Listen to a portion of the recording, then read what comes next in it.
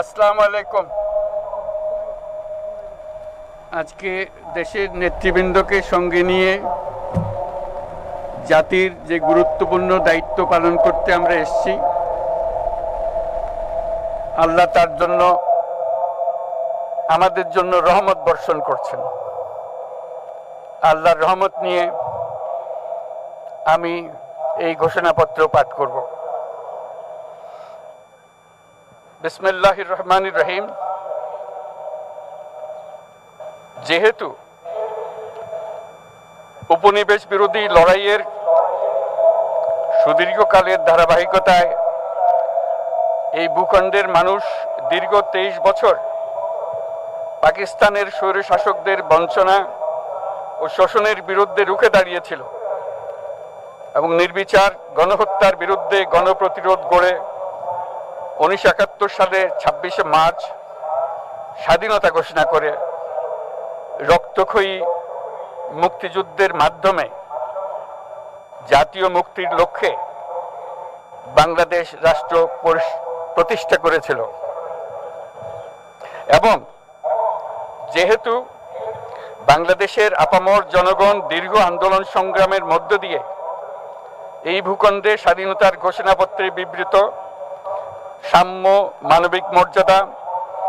সামাজিক সুবিচারের ভিত্তিতে উদার গণতান্ত্রিক রাষ্ট্র বিনির্মাণের আকাঙ্ক্ষাকে বাস্তবায়নের জন্য সর্বোচ্চ ত্যাগ স্বীকার করেছে, এবং যেহেতু স্বাধীন বাংলাদেশের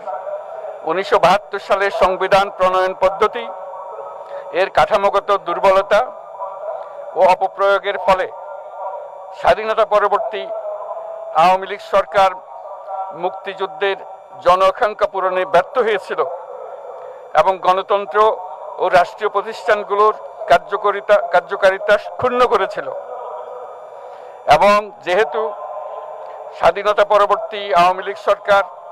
স্বাধীনতার মূল মন্ত্র গণতান্ত্রিক শাসন ব্যবস্থার বিপরীতে বাকশাল নামে সাংবিধানিকভাবে একদলীয় শাসন ব্যবস্থা কায়েম করে এবং মত প্রকাশ ও বিচার বিভাগের স্বাধীনতা হরণ করে, যার প্রতিক্রিয়ায় 1975 সালের 7ই নভেম্বর দেশের সিপাহী জনতার ঐক্যবদ্ধ বিপ্লব সংগঠিত হয় এবং পরবর্তী সময়ে একদলীয় বাকশাল পদ্ধতির পরিবর্তে বহুদলীয় গণতন্ত্র, মত প্রকাশ ও বিচার বিভাগের স্বাধীনতা পুনঃপ্রবর্তনের পথ সুগম হয়। এবং যেহেতু 80-র দশকে সামরিক স্বৈরশাসনের বিরুদ্ধে দীর্ঘ 9 বছর ছাত্র জনতার অবিরাম সংগ্রামের মধ্য দিয়ে 1990 সালে গণ অভ্যুত্থান সংগঠিত হয় এবং 91 সনে পুনরায় সংসদীয় গণতান্ত্রিক শাসন ব্যবস্থার প্রবর্তন করা হয়। এবং যেহেতু দেশি বিদেশি চক্রান্তে সরকার পরিবর্তনের গণতান্ত্রিক প্রক্রিয়া ব্যাহত হওয়ায় 1/11 মতো ষড়যন্ত্রমূলক ব্যবস্থার মাধ্যমে বাংলাদেশে শেখ হাসিনার একচ্ছত্র ক্ষমতা, আধিপত্য এবং ফেসিবাদের পথ সুগম করা হয়। যেহেতু দীর্ঘ 16 বছরের ফেসিবাদী অগণতান্ত্রিক গণবিরোধী শাসন ব্যবস্থা কায়েমের লক্ষ্যে এবং একদলীয় রাষ্ট্র ব্যবস্থা প্রতিষ্ঠার অতি উগ্র বাসনা চরিতার্থ করার অভিপ্রায়ে সংবিধানে অবৈধ অগণতান্ত্রিক পরিবর্তন করা হয়, যার ফলে একদলীয় একচ্ছত্র ক্ষমতা ও আধিপত্য প্রতিষ্ঠার পথ সুগম হয়। এবং যেহেতু শেখ হাসিনার আওয়ামী লীগ সরকারের দুঃশাসন, গুম খুন, আইন বহির্ভূত হত্যাকাণ্ড, মত প্রকাশের স্বাধীনতা হরণ এবং একদলীয় স্বার্থে সংবিধান সংশোধন ও পরিবর্তন বাংলাদেশের সকল রাষ্ট্রীয় সাংবিধানিক প্রতিষ্ঠানসমূহকে ধ্বংস করে। এবং যেহেতু হাসিনা সরকারের আমলে তারই নেতৃত্বে একটি চরম গণবিরোধী, একতান্ত্রিক ও মানবাধিকার হরণকারী শক্তি বাংলাদেশকে একটি ফেসিবাদী, মাফিয়া এবং ব্যর্থ রাষ্ট্রের রূপ দিয়ে আন্তর্জাতিকভাবে বাংলাদেশের ভাবমূর্তি ক্ষুণ্ণ করে। এবং যেহেতু তথাকথিত উন্নয়নের নামে শেখ হাসিনার ফেসিবাদী নেতৃত্বে সীমাহীন দুর্নীতি, ব্যাংক লুট, অর্থ পাচার ও অর্থনৈতিক প্রতিষ্ঠানগুলিকে ধ্বংসের মধ্যে দিয়ে বিগত পতিত দুর্নীতিবাজ আওয়ামী লীগ সরকার বাংলাদেশ ও এর অমিত অর্থনৈতিক সম্ভাবনাকে বিপর্যস্ত করে তোলে এবং পরিবেশ, প্রাণ বৈচিত্র্য ও জলবায়ুকে বিপন্ন করে। এবং যেহেতু শেখ হাসিনার ফ্যাসিস্ট সরকারের বিরুদ্ধে রাজনৈতিক দল, ছাত্র শ্রমিক সংগঠন সহ সমাজের সর্বস্তরের জনগণ গত প্রায় 16 বছর যাবৎ নিরন্তর গণতান্ত্রিক সংগ্রাম করে জেল জুলুম, হামলা মামলা, গুম খুন ও বিচার বহির্ভূত হত্যাকাণ্ডের শিকার হয় এবং যেহেতু বাংলাদেশে বিদেশি রাষ্ট্রের অন্যায় প্রভুত্ব, শোষণ ও খবরদারিত্বের বিরুদ্ধে এদেশের মানুষের ন্যায়সঙ্গত আন্দোলনকে বহিঃশক্তির তাবেদার আওয়ামী লীগ সরকার নিষ্ঠুর শক্তি প্রয়োগের মাধ্যমে দমন করে এবং যেহেতু অবৈধভাবে ক্ষমতা অব্যাহত রাখতে আওয়ামী লীগ সরকার 3টি প্রহসনের নির্বাচনে এর জাতীয় সংসদ নির্বাচন এদেশের মানুষকে ভোটাধিকার ও প্রতিনিধিত্ব থেকে বঞ্চিত করে। যেহেতু আওয়ামী লীগ আমলে ভিন্ন মতের রাজনৈতিক নেতাকর্মী, শিক্ষার্থী, তরুণদের নিষ্ঠুরভাবে নির্যাতন করা হয় এবং সরকারি চাকুরিতে একচেটিয়া দলীয় নিয়োগ এবং কোটাভিত্তিক বৈষম্যের কারণে ছাত্র, চাকুরি প্রার্থী, নাগরিকদের মধ্যে চরম ক্ষোভের জন্ম হয় এবং যেহেতু বিরোধী রাজনৈতিক দল সংগঠনের উপর চরম নিপীড়নের ফলে দীর্ঘদিন ধরে জনরোষের সৃষ্টি হয় এবং জনগণ সকল বৈধ প্রক্রিয়া অবলম্বন করে ফ্যাসিবাদ বিরোধী লড়াই চালিয়ে যায় এবং যেহেতু সরকারি চাকরিতে বৈষম্যমূলক কোটা ব্যবস্থা বিলোপ ও দুর্নীতি প্রতিরোধে বৈষম্য বিরোধী ছাত্র আন্দোলন চলাকালে আওয়ামী লীগ সরকার কর্তৃক ব্যাপক দমন পীড়ন, বর্বর অত্যাচার, মানবতা বিরোধী হত্যাকাণ্ড চালানো হয়, যার ফলে সারা দেশে দলমত নির্বিশেষে ছাত্র জনতার উত্তাল গণবিক্ষোভ গণ অভ্যুত্থানের রূপ নেয় এবং যেহেতু ফ্যাসিস্ট শক্তির বিরুদ্ধে অদম্য ছাত্র জনতার অভ্যুত্থানে রাজনৈতিক দল, ধর্মীয়, সামাজিক, সাংস্কৃতিক, পেশাজীবী, নারী ও শ্রমিক সংগঠনসমূহ সমাজের সকল স্তরের মানুষ যোগদান করে এবং আওয়ামী ফ্যাসিবাদী বাহিনী রাজপথে নারী, শিশু সহ প্রায় 1000 মানুষকে নির্বিচারে হত্যা করে, অগণিত মানুষ পঙ্গুত্ব, অন্ধত্ব বরণ করে। আন্দোলনের চূড়ান্ত পর্যায়ে সামরিক বাহিনীর সদস্যগণ জনগণের গণতান্ত্রিক লড়াইকে সমর্থন প্রদান করে এবং যেহেতু অবৈধ শেখ হাসিনা সরকার পতন, ফ্যাসিবাদী ব্যবস্থার বিলোপ এবং নতুন রাজনৈতিক বন্দোবস্তের লক্ষ্যে বৈষম্য বিরোধী ছাত্র আন্দোলনের ডাকে জনগণ অসহযোগ আন্দোলন শুরু করে, পরবর্তী সময়ে 5ই আগস্ট ঢাকা অভিমুখে লং মার্চ পরিচালনা করে এবং ফ্যাসিবাদ বিরোধী আন্দোলনরত সকল রাজনৈতিক দল, ছাত্র জনতা তথা সর্বস্তরের সকল শ্রেণীর, পেশার, আপামর জনসাধারণ তীব্র আন্দোলনের চূড়ান্ত পর্যায়ে গণভবনমুখী জনতার উত্তাল যাত্রার মুখে ফ্যাসিস্ট হাসিনা 5ই আগস্ট 2024 তারিখে পদত্যাগ করে দেশ ছেড়ে পালিয়ে যেতে বাধ্য হয়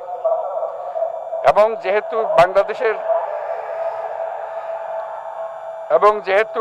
বাংলাদেশের রাজনৈতিক ও সাংবিধানিক সংকট মোকাবেলায় গণ অভ্যুত্থানের মধ্য দিয়ে ব্যক্ত জনগণের সার্বভৌমত্বের প্রত্যয় ও প্রয়োগ রাজনৈতিক ও আইনি উভয় দিক থেকে যুক্তিসঙ্গত, বৈধ ও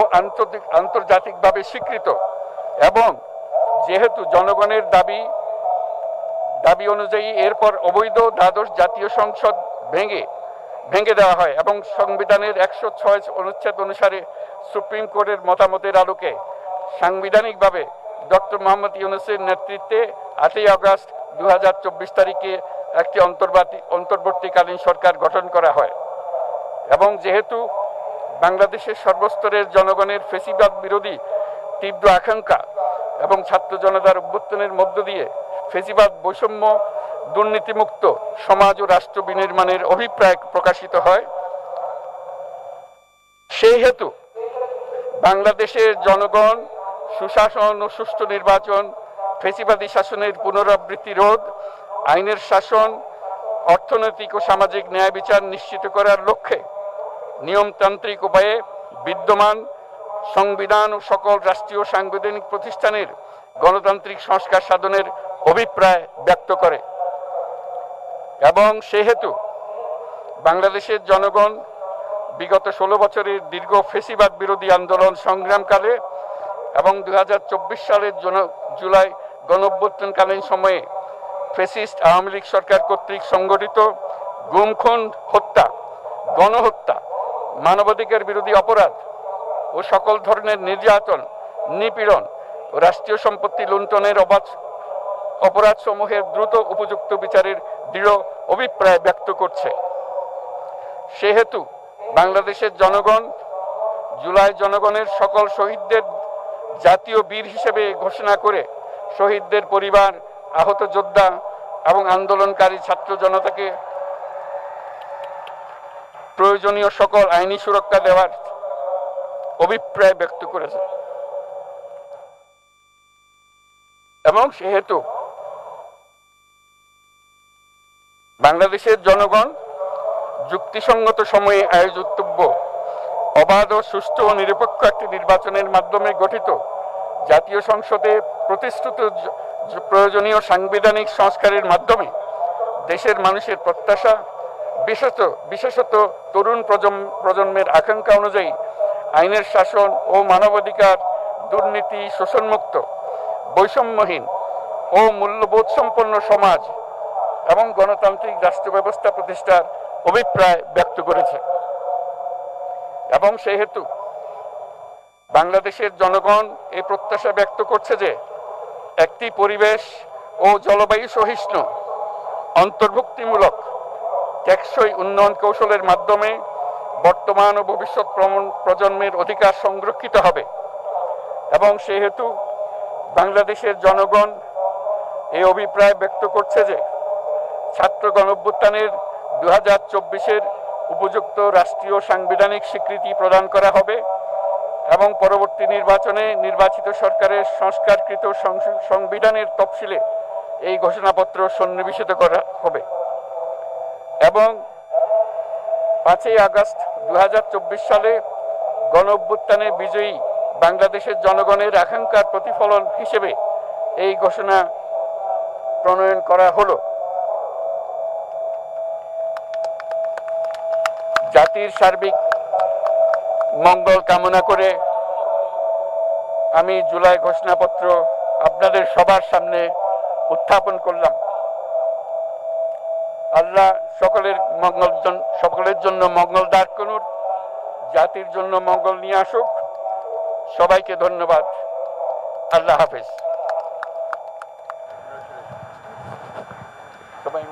সম্মানিত সুধীবৃন্দ, ঐতিহাসিক জুলাই ঘোষণাপত্র পাঠ শেষ হলো। রাজনৈতিক নেতৃবৃন্দ সহ উপস্থিত সকলকে আন্তরিক ধন্যবাদ। মাননীয় প্রধান উপদেষ্টা অনুষ্ঠান স্থল ত্যাগ না করা পর্যন্ত সকল সম্মানিত অতিথিকে